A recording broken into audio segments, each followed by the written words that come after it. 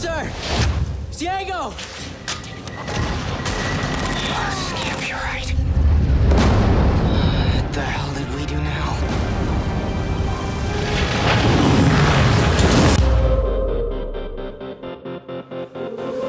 What was that? The end of the world, November 25th, 1963. And where am I now? Dallas, 10 days earlier. I need to find my family.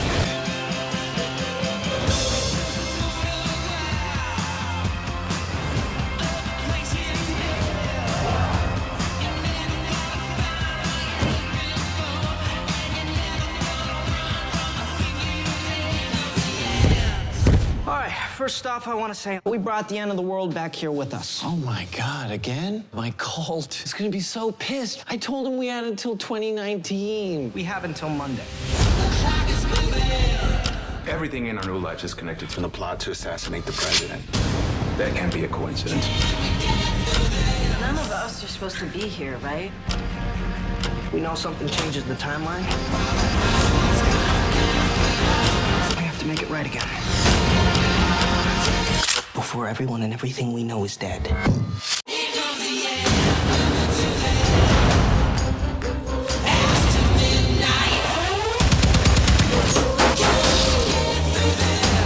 are those guys? They're not here to sell vacuums.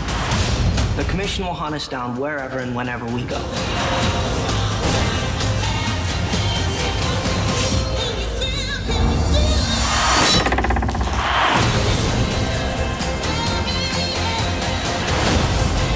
Spotter. What is that, like a wingman? You don't know anything about I know everything. You are an open book written for very dumb children. Klaus, it's Ben here. No, unfortunately, ghosts can't time travel. Are you kidding me?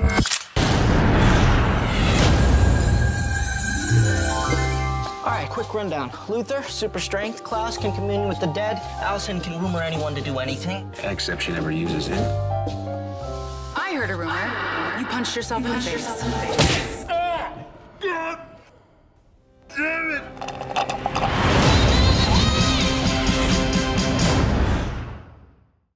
Welcome back, everyone. It's Charlie. This is going to be my Umbrella Academy Season 2 trailer. Netflix just dropped a whole bunch of new footage, so we'll break it down. It's been a while since Season 1, but I will be doing some videos for the Season 2 episodes later this month when all the episodes drop, so if you're new to the channel, be sure to subscribe to get all the videos. If you never read the comic book, or you've completely forgotten what happened during Season 1 because it's been so long, they're basically a parody of Marvel's X-Men. Like, you have a gifted school for youngsters, a version of Professor X, but it's so much weirder, so they're like the not safe for work X-Men. And you even have Kitty Pryde, one of the former X-Men from the X-Men movies. The big thing with Season 2 is that now that they've time shifted or they time traveled back into the 1960s, and they're moving through the comic book story, but they are changing a lot about the comics that they're adapting. The volume they're adapting for Season 2 is called Umbrella Academy Dallas, as in Dallas, Texas, as you see during the trailer during the 1960s. There are a couple really big things that happened in Dallas during the 1960s that they referenced during the timeline here in the trailer. So when number 5 jumps in and is like, "Where am I? What's going on here? Everything seems like it's in chaos," the person there tells him that the world's going to end November 25th, 1963. The reason why that date might sound familiar to you is because it's just a couple days after JFK was assassinated in Dallas, Texas. So obviously in the trailer you kind of see them reference it. It'll be a big part of the season's plot. But then you see all these Soviet communists invading. So apparently whatever happens to lead to JFK's assassination in the aftermath, it causes the Cold War with the Soviet Union to turn into a full-blown war, mutually assured nuclear destruction with that giant mushroom cloud going off. Like they said at the end of Season 1, they failed to prevent the end of the world, and now they've just postponed it and it's followed them into the past. They're changing a lot about the comic book plot of Umbrella Academy Dallas, so if you did read the comic book, there will be a lot of differences. There's way more time shifting, it gets way more complicated, so I think they're just simplifying a lot of that storyline.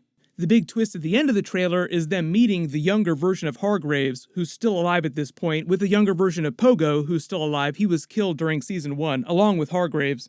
They tell him about who he is, what the school is, the Umbrella Academy itself, and why he needs to adopt those 7 children. So that's how he winds up knowing which special children to adopt during Season 1. There were 43 all born on the same day around the world, so he goes around adopting 7 special ones, but now we know it's because they told him which ones to adopt. You need to adopt all of us. That's why during season 1 you see him inspecting all the babies with that special monocle just to make sure that it's the right ones that he's adopting. If you're not really familiar with the characters or you skipped a lot of season 1, Luther's number 1, he's super strong. He also had his head transplanted onto the body of a gorilla after he had an accident in outer space. Number 2 is Diego, he's just really awesome with knives. Number 3 is Allison, who has the power of suggestion using rumors. She can make people do what she wants if she repeats the phrase, "I heard a rumor," before she says the action that she wants them to take. Like the end of the trailer where she says, "I heard a rumor," quote unquote, that you punched yourself in the face, and then he punches himself in the face. At the end of season 1, Vanya actually slit her throat to prevent her from using her power, but it seems like she gets her voice and her powers back during season 2. Number 4 is Klaus. He's usually super high, but he can also talk to the dead. The ghost that they referenced during the trailer that keeps following him around and followed him around during season 1 is actually the ghost of one of their former brothers in the Umbrella Academy program, Number 6. He died a long time ago, though. The other cool side effect of Klaus's necromancy powers is that he can actually channel the powers of the dead spirits if they have special powers themselves. So these powers aren't Klaus's natural powers, they're Number 6's powers. Even though he's dead, he's still able to use them. Number 5 is the Time Traveler. He drives most of the plot during Season 1, Season 2. His powers are self-explanatory. He also worked for the Commission briefly. They're the same ones that are chasing them down during Season 2. They were kind of the antagonists during Season 1. They're kind of like sinister versions of time cops in the world of the Umbrella Academy. They try to protect the timeline, but they're also not above manipulating the timeline to benefit their organization. Number 7 is Vanya, the White Violin. She has sonic-based abilities and is super powerful. In terms of X-Men Marvel Easter eggs, she'd be like an Omega-level mutant. She's also played by Kitty Pryde, as I said, from the X-Men movies. I don't know how much they're changing her storyline during Season 2 from the comics, because she actually has amnesia after this big catastrophe at the end of Season 1, so she doesn't remember going full evil to try and destroy the world. It's kind of hard to tell if she has amnesia based on this trailer footage, but it seems like she's pretty chill, so I'm assuming that she might have a little bit of amnesia, just not remember that moment. The whole thing with the end of the season, though, is that Number 5 had actually intended on jumping them back in time into their child bodies so that they could just restart and try to save the world again. Instead, though, it seems like they all just wind up in the past straight up. Klaus becomes a cult leader. Like, he has that funny moment in the trailer when they find out the world's going to end in 1963 and he gets all upset. "Oh, I told my cult that the world wasn't going to end till 2019. Allison seems like she gets into some sort of romance and involved in the civil rights movement. Luther becomes a fighter for money. He actually takes his jacket off too. They spent way more money on the special effects budget, or maybe that's just some prosthetics that they put on him. Number 6 is still dead, but he's still ultimately following Klaus around because he's the only one who can perceive him. Like, they have that funny slap fight there. So if you were to walk by Klaus on the street there, it would look like he's slapping nothing. Diego winds up in a mental institution. It looks like the girl that he winds up getting into a relationship with also follows him around, so she becomes a bit of a character during Season 2 as well. Then Vanya seems like she's driving around with his family, maybe trying to get back to the rest of the group. But like I said, the people chasing them through the trailer with the guns are the Commission. The whole joke about Diego being a very dumb book written for children is just the writers making a joke about the Umbrella Academy comic books that the show is based on, and just comic books in general. Books written for children, haha, quote unquote. Some of this will seem very different from the comic book plot. It's not going to be quite so complicated as the comic book story, but if you spotted any big Easter eggs that I didn't mention during the video, just let me know in the comments. There's some really cool, weird stuff in the comic books that I'm hoping will show up in the episodes. The season is going to premiere July 31st. They'll be dropping all the episodes. The big stuff that's coming up after this is actually going to be The Boys Season 2 episodes in early September. Then we have The Mandalorian Season 2 episodes from Disney+.